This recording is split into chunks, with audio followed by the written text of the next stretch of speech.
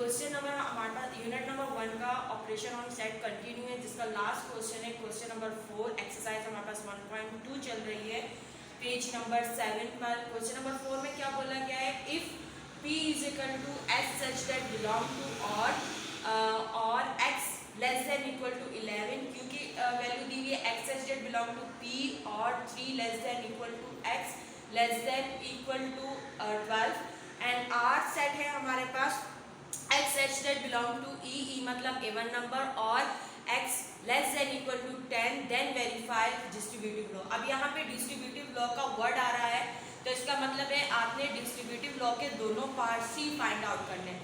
पहला आपके पास यूनियन और इंटरसेक्शन है, दूसरा आपके पास इंटरसेक्शन और यूनियन है। ठीक है, तो मैं ए पार्ट फाइंड आउट कर रही हूँ, उसका इंटरसेक्शन और यूनियन फाइंड कर रही हूँ। आपने क्या करना है, यूनियन और इंटरसेक्शन फाइंड करना है। ठीक है, इसी मेथड से इसी मेथड को फॉलो करते हुए आप जो इसका सेकंड पार्ट फाइंड कीजिएगा। फर्स्ट वन हम क्या करते हैं कि क्वेश्चन में जो हमारे पास सेट बिल्डर्स फॉर्म दिए गए हैं उनको टेबुलर फॉर्म में कर देते हैं, ताकि हमारे लिए क्वेश्चन थोड़ा सा इजी हो जाए। ठीक है, तो हम क्वेश्चन को इजी बनाने के लिए first one set builder form को टेबुलर फॉर्म में कन्वर्ट करते हैं। तो पहला पी सेट है, तो पी सेट में और ओ क्या है, और को शो कर रहा है, और उन्होंने बोला है कि लेस देन इक्वल टू 11 होने चाहिए। तो less than equal to odd number कौन से हो सकते हैं, 1 3 5 7 9 11 हो सकता है। क्यू के एलिमेंट्स, क्यू सेट में क्या बोला गया है, पी एलिमेंट, पी मतलब प्राइम। अब प्राइम क्या होता है, जिसके दो फैक्टर्स बनते हो। अब उन्होंने यहाँ पर 3 लेस देन इक्वल टू और लेस देन इक्वल टू 11, यानी कि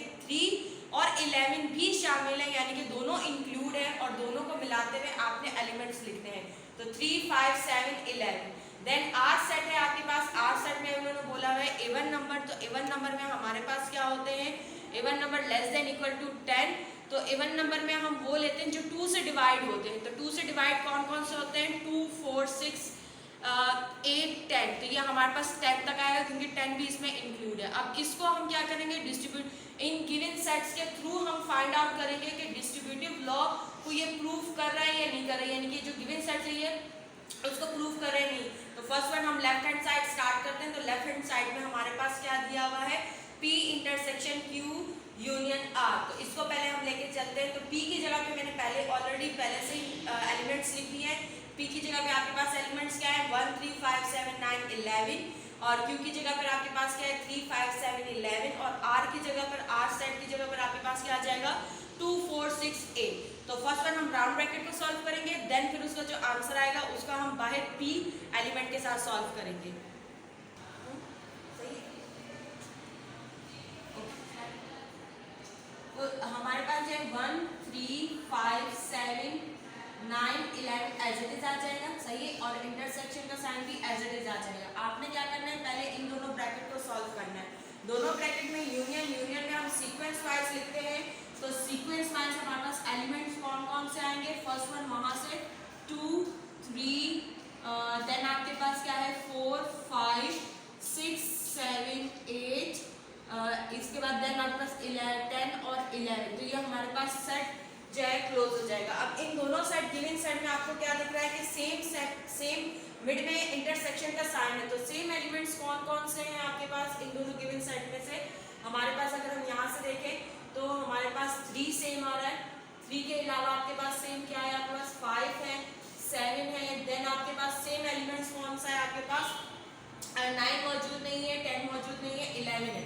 ठीक है, तो ये 4 हमारे पास एलिमेंट्स क्या आ रहे हैं, दोनों गिवन सेट में सेम एलिमेंट्स आ रहे हैं। तो इनको हम नीचे लिख देंगे 3 5 7 11। तो ये हमारे पास क्या हो जाएगा, लेफ्ट हैंड साइड कंप्लीट हो जाएगा। सेम इसी तरह हम राइट हैंड साइड को 2 हिस्सों में यानी कि 3 हिस्सों में से तोड़कर हम करेंगे। पहले हम P इंटरसेक्शन Q निकालेंगे, फिर P इंटरसेक्शन R निकालेंगे, और फिर दोनों का कंबाइन आपने क्या निकालना है, यूनियन निकालना है।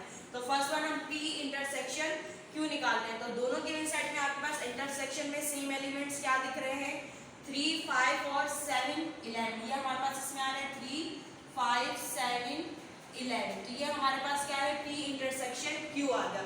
सेम इसी तरह आपने क्या करना है, P इंटरसेक्शन R वाला देखना है। तो P इंटरसेक्शन R में सेम एलिमेंट्स आपके पास क्या दिख रहे हैं, आपके पास यहाँ अगर हम एलिमेंट्स देखें तो यहाँ पर हमारे पास 2 मौजूद नहीं है, 4 भी नहीं है फर्स्ट सेट में, 6 भी नहीं है, 8 भी नहीं है, और 10 भी नहीं है। तो इसका मतलब है दोनों में सेम एलिमेंट्स नहीं है। तो हमारे पास क्या आंसर आएगा, नल सेट आएगा।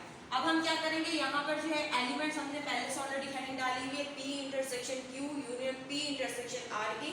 तो फर्स्ट वन हम P इंटरसेक्शन Q की जगह पर 3, 5, 7, 11 एलिमेंट्स लिखेंगे और P इंटरसेक्शन R की जगह पर नल सेट लिखेंगे। तो हमारे पास स्टार्ट करते हैं, हमारे पास जो है 3, 5, 7, 11 आ रहा है, देन यूनियन का साइन, ठीक है, फिर नल सेट। तो नल सेट आ गया हमारे पास। अब दोनों में आपने क्या, आपको पता होना चाहिए कि हर सेट के अंदर अपना ही एक नल सेट मौजूद होता है, तो हमें नल सेट लिखने की जरूरत नहीं है, हम डायरेक्ट क्या करेंगे, सीक्वेंस वाइज एलिमेंट्स लिख लेंगे। तो 3, 5, 7, 11 ये हमारे पास आ जाएगा राइट हैंड साइड। तो आप देख सकते हैं कि लेफ्ट हैंड साइड के एलिमेंट और राइट हैंड साइड के एलिमेंट दोनों क्या हैं, सेम है। हम कह सकते हैं कि जो गिवन सेट्स हैं वो इस डिस्ट्रीब्यूटिव लॉ को क्या कर रहा है, सेटिस्फाई कर रहा है, वेरीफाई कर रहा है, ठीक है। तो इंटरसेक्शन और यूनियन के आप लास्ट में लिख सकते हैं कि लेफ्ट हैंड साइड जो है वो बराबर है राइट हैंड साइड के, तो दोनों के एलिमेंट्स क्या है आपके पास, सेम दिख रहे हैं। इसी तरह इसका जो सेकंड पार्ट है डिस्ट्रीब्यूटिव लॉ, यूनियन और इंटरसेक्शन सेकंड पार्ट में वहाँ लिख दिया है, आपने वो होमवर्क में करना है। तो ये आपकी एक्सरसाइज 1.2 जो है कंप्लीट हुई। अब हम